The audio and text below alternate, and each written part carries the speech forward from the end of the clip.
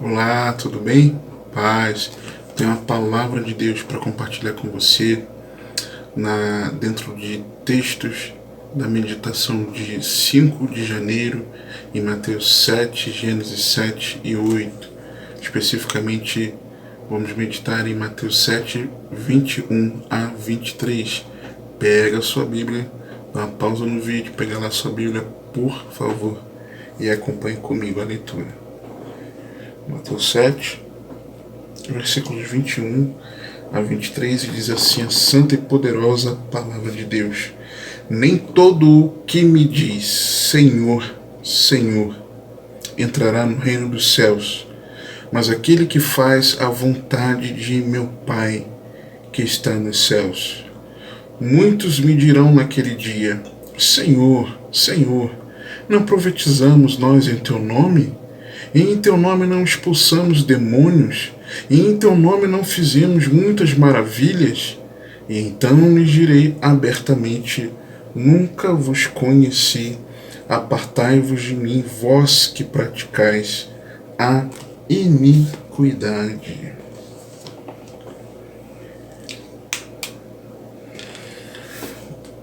Quero meditar com você sobre um perigo mortal.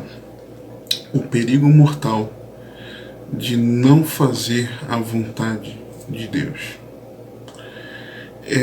Existe uma dura, triste e lamentável realidade que nós não podemos ignorar ou fingir que não existe, que não está acontecendo, pois isso é uma questão de vida ou morte. É um perigo mortal. Porque dentro do contexto, o Senhor Jesus o final do discurso do Senhor Jesus, da sua pregação chamada Sermão do Monte, Sermão da Montanha, onde Jesus ele traz ali o seu ensino, né? Vamos dizer assim, a essência do seu ensino. E aqui, já na conclusão, já caminhando para as últimas orientações, em seguida ele fala somente aqueles a quem ele compara, que praticam ou não a sua palavra, mas isso que já fazendo já o fechamento, nós vimos um perigo de pessoas achando que estão em Cristo, mas na verdade não é o que o texto nos mostra. É um engano, um grave engano, é um perigo mortal. Quero compartilhar com você algumas informações estatísticas importantes. Em 2021, no ano passado, a população brasileira ela era estimada em 213 milhões de habitantes. Uma pesquisa da Datafolha, no ano anterior, 2020, apontou que os evangélicos nominais eram cerca de 31% da população. Fazendo essa conta, usando esse mesmo percentual da pesquisa no Datafolha para a estimativa da quantidade de brasileiros da nossa população, nós teríamos uma conta de 66,03 milhões de evangélicos no Brasil, nos dias de hoje. Estima-se, por conta de pesquisas também, cerca de 10% de não praticantes. Então nós teríamos no Brasil 59,4 milhões de evangélicos praticantes. Evangélicos entendendo como aqueles que se dizem, né?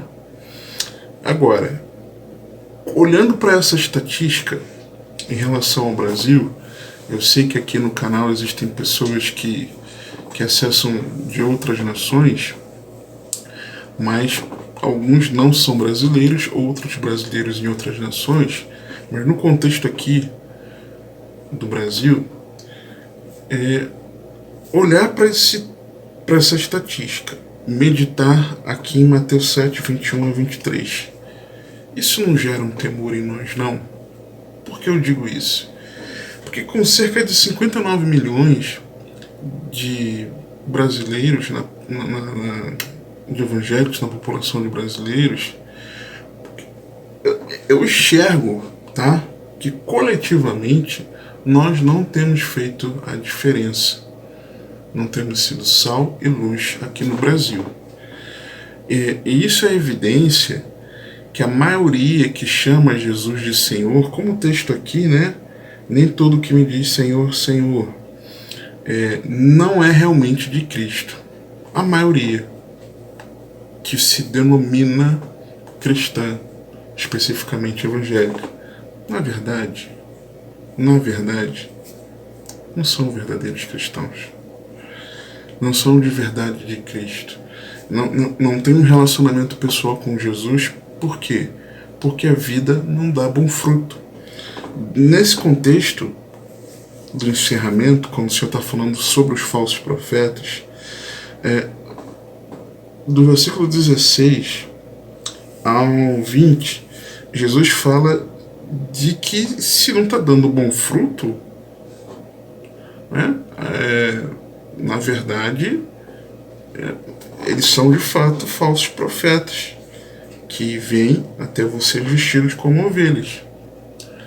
Então, se não está apresentando bom fruto, olha, é sinal de que na verdade não estão em mim. Agora, falando de falso profeta, e aí o contexto aqui daqueles que, versículo 22, dos que profetizam, dos que expulsam demônios, dos que fazem maravilhas, as pessoas acabam associando, sim, dentro do contexto, sim, aqueles que estão na posição de liderança, tá? Com certeza é o que está escrito aqui. Porém, se estão na posição de liderança, tais pessoas não são pessoas que influenciam aqueles que eles deveriam conduzir? Certamente que sim. Agora, se está dando mau fruto, o que isso significa? Que a raiz também não é boa. Se o fruto é mau, o que sai é sinal de que a raiz, a semente, a espécie da semente é má. O que nós constatamos são pessoas atraídas por uma expectativa de bem-estar nessa vida terrena. Você pode ver. E será que de fato não é isso? Que essa expectativa do bem-estar terreno não tem sido plantada no coração das pessoas? E essa expectativa não tem sido fortalecida por pregação e ensinos distorcidos da palavra de Deus, quando não é anunciada a importância de alguém ser um verdadeiro cristão? Com certeza. Com certeza. A maioria dos milhões de autodeclarados evangélicos, eles não são autênticos cristãos, infelizmente é a realidade, porque não têm a fé aplicada em Jesus Cristo como único Senhor e Salvador e desenvolvendo um relacionamento pessoal com Ele. E aí, Jesus diz o seguinte aterrorizante para eles. Quando Jesus fala Senhor, Senhor, está dizendo aqueles que o chamam de Senhor. Ele não está falando daquele que professa outra religião, que seja de alguma religião, e não professa a Cristo como Senhor, não. Está falando daqueles que se dizem de Cristo. E no versículo 23, quando o Senhor diz que abertamente vai dizer que nunca os conheceu, ou seja, eu nunca tive um relacionamento pessoal com vocês, não sei quem são vocês nesse relacionamento pessoal, se afastem de mim, apartai-vos de mim. E aí ele especifica quem são esses: os que praticam a iniquidade. Então, a prática da iniquidade, ela é terrível. Daqueles que estão se enganando, achando que são de Cristo, mas praticam a iniquidade, estão na prática do pecado. Jesus quer distância, e abertamente ele vai falar isso. E isso é o perigo mortal. É de se achar de Cristo, mas continuar na prática do pecado. E quando chegar aquele grande dia, muitos se surpreenderão, porque estão enganados. Que não seja eu, que não seja você. E isso contrasta com um desejo de Cristo em vários textos. Jesus, João 17, por exemplo, Jesus falando que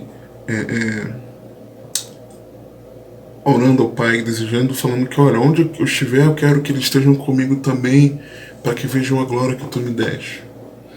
1 Tessalonicenses, Paulo fala no final do capítulo 4, tratando da questão do corrigindo uma falta de entendimento correto do retorno de Cristo. Ele fala que o Senhor voltará para que para sempre estejamos com Ele. Então, se Jesus falar para quem se diz servo de Deus, se aparta de mim, isso contrasta com o desejo dele de estar com a igreja. Você está entendendo? E isso é muito grave.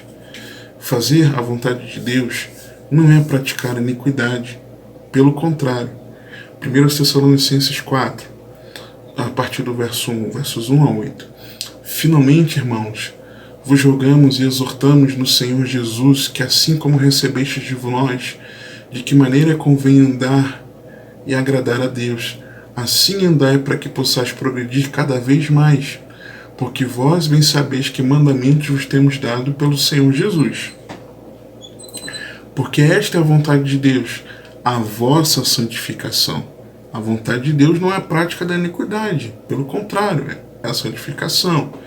Que vos abstenhais da fornicação, que cada um de vós saiba possuir o seu vaso em santificação e honra, não na paixão da concupiscência, como os gentios, que não conhecem a Deus.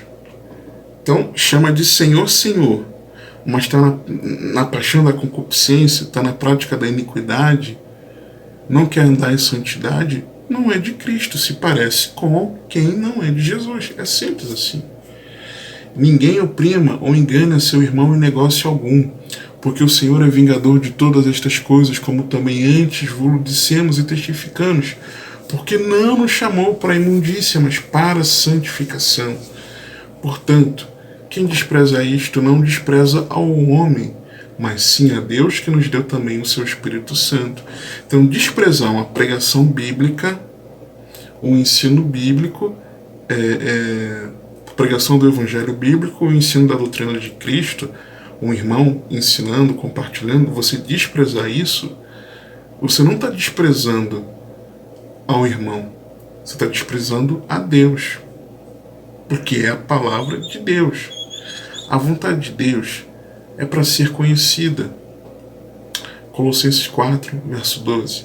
Saúda-vos Epáfras, que é dos vossos, servo de Cristo, combatendo sempre por vós em orações, para que vos conserveis firmes, perfeitos e consumados em toda a vontade de Deus.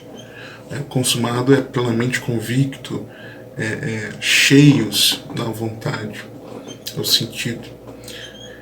Outra, a vontade de Deus, ela é para ser desejada. Quando Jesus nos orienta sobre o modelo de oração, Mateus 6, ele nos instrui a orarmos para que a vontade de Deus seja feita. O texto diz assim, Mateus 6, 9 e 10. Portanto, vós orareis assim: Pai nosso que estás nos céus, santificado seja o teu nome, venha o teu reino, seja feita a tua vontade, assim na terra como no céu. Então você está dizendo a Deus que você abre mão da sua vontade para que se estabeleça a vontade de Deus. Você está orando para que o que Deus quer que aconteça seja estabelecido. Então precisa ser desejada a vontade de Deus. A vontade de Deus é para ser experimentada, Romanos 12, 2. E não sede conformados com este mundo, na sua forma do mundo, mas sede transformados pela renovação do vosso entendimento, para que experimenteis qual seja a boa, perfeita e agradável. Boa, agradável e perfeita vontade de Deus. Outra coisa, a vontade de Deus envolve gratidão, 1 Tessalonicenses 5, 18. Em tudo dai graças, porque esta é a vontade de Deus em Cristo Jesus para convosco. O que Deus quer? Que nós sejamos gratos. Mas se você só vive murmurando, se você só vive reclamando da vida, se você virou o ano praguejando sobre as coisas que Deus permitiu você passar, você está sendo grato a Deus? De forma alguma. A vontade de Deus envolve perseverança. Hebreus 10:36. Porque necessitais de perseverança, para que depois de haver desfeito a vontade de Deus, possais alcançar a promessa. E o contexto está falando da promessa da eternidade com Deus. Então, é necessária perseverança. Se você está desistindo, está querendo parar de caminhar, está querendo abandonar a fé, está deixando de congregar, tem algo errado. Outra, a vontade de Deus envolve sinceridade. Efésios 6:5-7. Vós, servos, obedecei a vossos senhores segundo a carne, com temor e tremor na sinceridade de vosso coração, como a Cristo, não servindo à vista como para agradar aos homens, mas como servos de Cristo, fazendo de coração a vontade de Deus, servindo de boa vontade como ao Senhor e não como aos homens. É com sinceridade. Outro, a vontade de Deus pode envolver sofrimento. 1 Pedro 4:19. Portanto, também os que sofrem, padecem, segundo a vontade de Deus, encomendem-lhe as suas almas como um fiel Criador, fazendo bem. Eu sou cristão, eu não posso sofrer. Tadinho de mim. Se até Jesus padeceu, sofreu, você é melhor do que Jesus? Ou eu? Claro que não. Então a vontade de Deus, ela pode sim envolver sofrimento, faz parte da caminhada de fé. E muitos que se dizem de Cristo não querem sofrer. Nós precisamos urgentemente ter o foco na eternidade. 1 João 2:15-17. Não ameis o mundo, nem o que no mundo há. Se alguém ama o mundo, o amor do Pai não está nele. Porque tudo o que há no mundo, a concupiscência da carne, a concupiscência dos olhos e a soberba da vida, não é do Pai, mas do mundo. E o mundo passa, e a sua concupiscência, mas aquele que faz a vontade de Deus permanece para sempre. Quem faz a vontade de Deus tem vida eterna. Quem não faz a vontade de Deus, Jesus diz: nunca vos conheci, apartai-vos de mim, vós que praticais a iniquidade. Se esse vídeo fez sentido para você, essa meditação, interaja com o vídeo, compartilhe com outras pessoas. Eu vou deixar na descrição e no comentário em destaque link para você seguir o plano de leitura e também para que você acesse reflexões em texto, em PDF, tá certo? Que o Senhor te abençoe e te guarde, que Ele te conduza e governe a sua vida, porque você tem acesso